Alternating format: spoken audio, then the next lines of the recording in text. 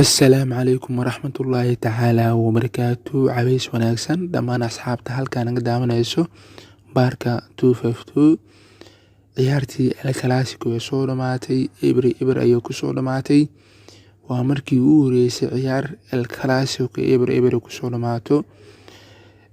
Barcelona kubad fiican ay soo bandhigtay labada qeybood, goolal badan halisa khatar ayay gelisay shabaqa Real Madrid.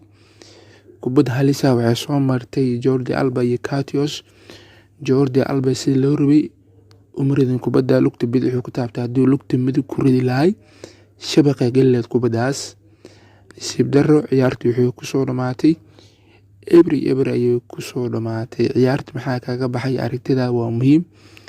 Valverde shaxda kooda wuxuu ku soo bilaabay Busquets, kadib shaxdu bedelay Rakitic ku soo bilaabay Busquets keedku geliyay. maxaa waa sababta uu caawa sidaas u sameeyay Iniesta Valverde yaa istaagan caawa wax kale u ahay.